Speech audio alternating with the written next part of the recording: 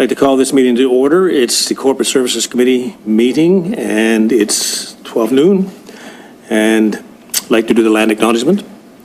Grimsby is situated on treaty land. The land is steeped in the rich history of the First Nations, such as the Hattawindarunk, the Haudenosaunee, and the Anishinaabe, including the Mississauga of the Credit First Nation. There are many First Nations, Métis, and Inuit people from across Turtle Island that live and work in Niagara today. The regional municipality of Niagara-Grimsby stands with all Indigenous people, past and present, in promoting the wise stewardship of the lands on which we live. Okay, any disclosures of interest? Seeing none, I need an approval of the agenda. Could I get Councillor Howe and Mayor Jordan?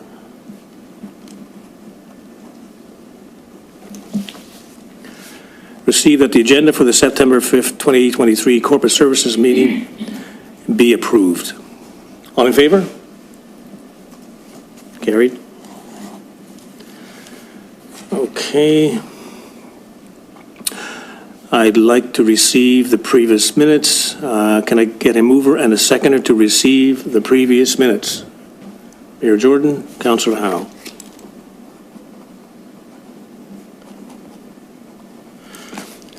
Resolved that the Corporate Services Committee minutes of July 4th, 2023 be received. All in favor?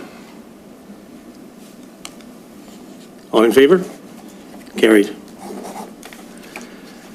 There are no delegations, so we'll skip to item 8, which is discussion reports. The first report is on the implementation of the computerized maintenance management system, and can I get a mover and a seconder to get this item on the floor for discussion? Mover? Councillor Vardy. Councillor Howe.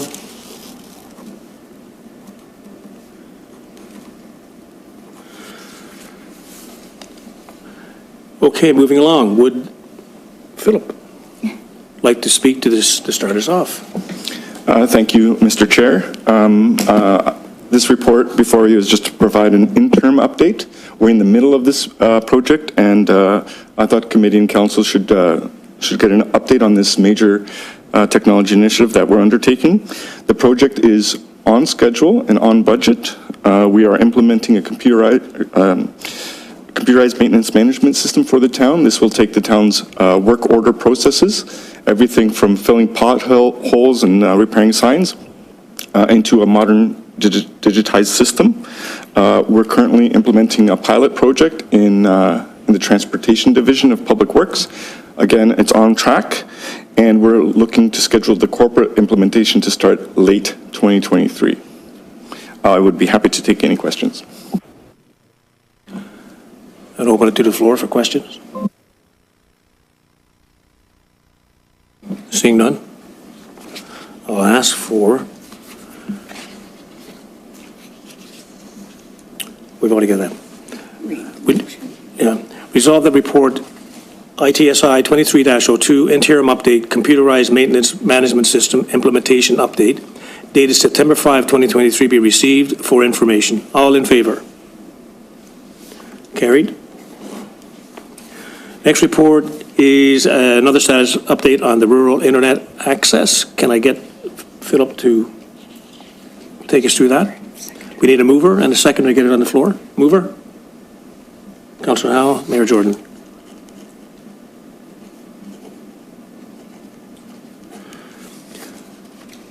Okay, over to you, Philip. Thank you again, Mr. Chair. This report, the second report from ITSI, is just to notify committee and council that the province did make an announcement on broadband internet access in rural communities. And both Grimsby and actually the area of Grassy were named in the report to be funded for high-speed internet. I don't have details on exactly what is going to be installed. I do know that it was a grant of over $219 million to Rogers Communications. So I'm going to keep track of this and report back to committee and council once I know more detail as to what's being installed, when is it being installed. But at this time, I've also provided committee with some resources in the report. There's links for what is built, and as far as broadband internet access in the lower town, it's very, very good. On the escarpment, it's a patchwork, as I've mentioned in the report. But committee does have resources provided in the report that show you the current state and show you the planned infrastructure to be built. That's including a couple of maps I've provided for both. I'd be happy to take any questions. Any questions? Okay, I guess I'll ask a question.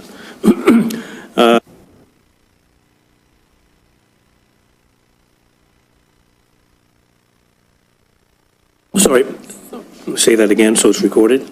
I noted that this particular initiative spreads across Grassy, which goes through the middle of, well, Grassy's in the middle of both Grimsby and West Lincoln.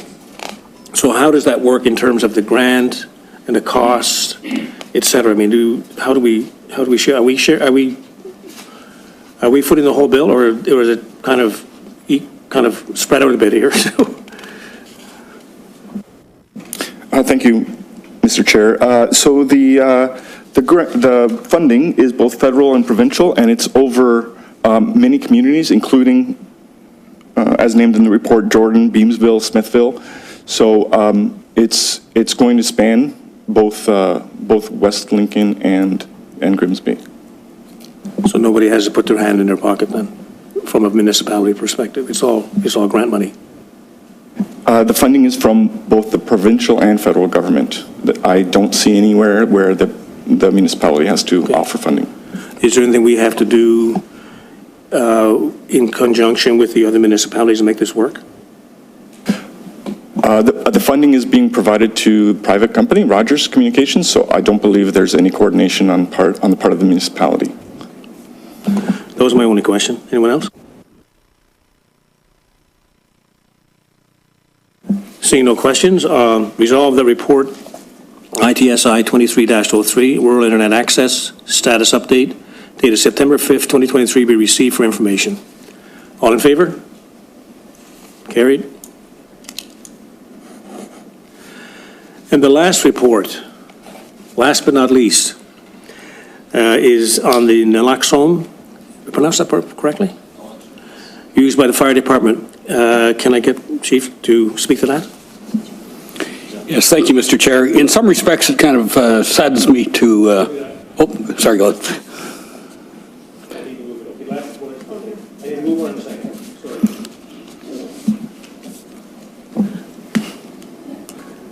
Councillor Howe, Councillor Vardy.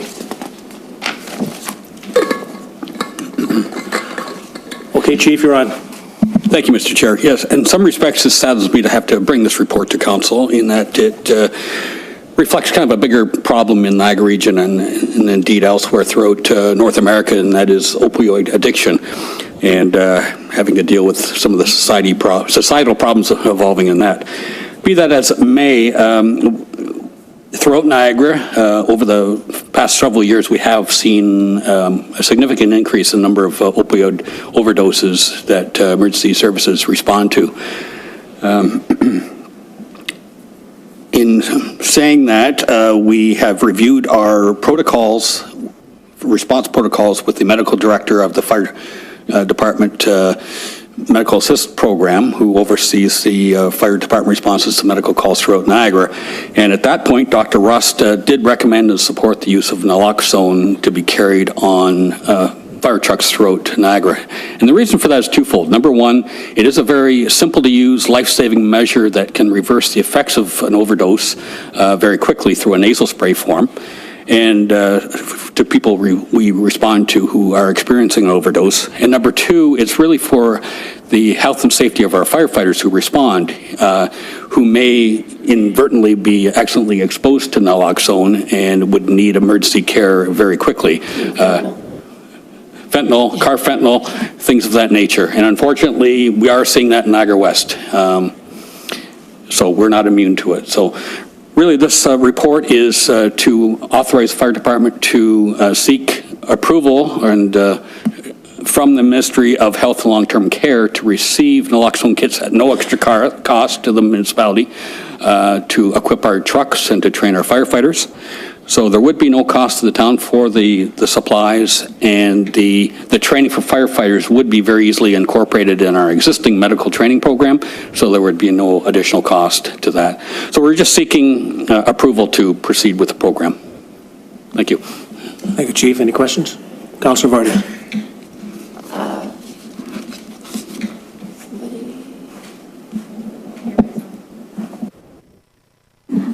Thank you. Well, I fully support this direction. With my background in public health, I personally carry naloxone in my car, as does my husband, as does my son. So in the event that, you know, you're in a situation where somebody requires help and you're able to give it to them.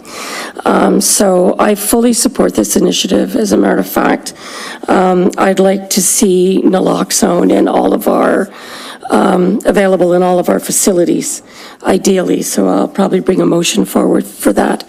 So yes, fully support. I think it's a great, but it's a great initiative to do that. Sad that we're there, but I know that we just see too many tragedies, you know, kids who try fentanyl for the first time and next thing you know, your child's dead. And it's just really sad. These drugs are just way too easily accessible and way too easy to have a deadly overdose, so fully support. Councillor Howe. Through you, Chair. Chief, is there a protocol, for instance, when you roll each vehicle, and I'm going to assume the pickups and the pumps and everything associated are going to have it on board. Is there a protocol that has to be followed with that? Through you, Mr. Chair, absolutely. You know, as part of our medical response protocols and training, we do have very strict policies and procedures in terms of what we do, whether it be a heart attack, whether it be an anaphylactic shock where we have to administer EpiPens, things of that nature. This would be incorporated, very rigidly documented and trained to, and the whole program would be subject to oversight by the medical director.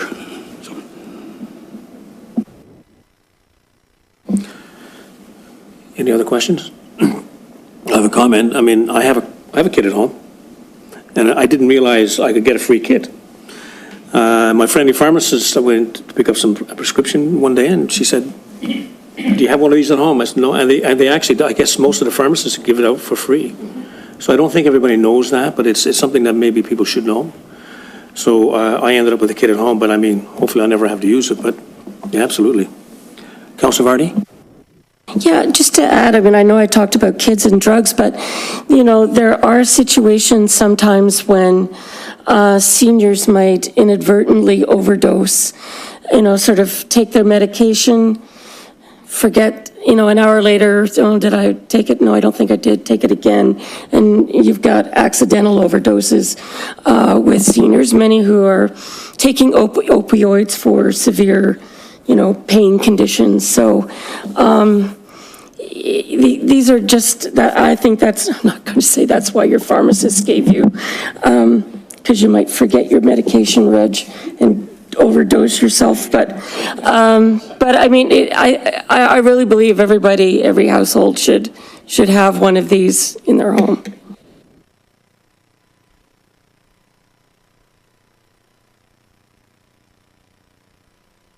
All right, thank you. Anyways, resolve that report FCR 23-01, naloxone use by fire department dated September 5, 2023 be received, and One, that council authorize the fire chief to register the fire department with the Ministry of Health and Long-Term Care as a participant in the Ontario naloxone program, and two, that the council authorize the fire chief to sign a memorandum of understanding with the regional municipality of Niagara to receive and administer naloxone in accordance with the Ontario naloxone program, and to train fire department personnel in the use of naloxone during responses to opioid overdoses. And three, that the mayor and clerk sign the necessary documents.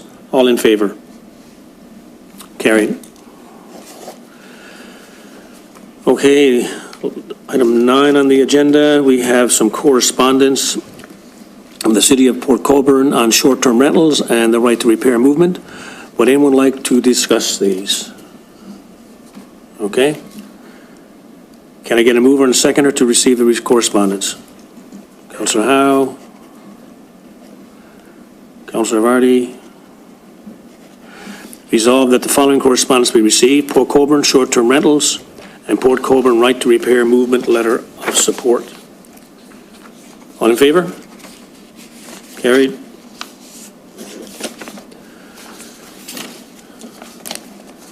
Item 10, any other business?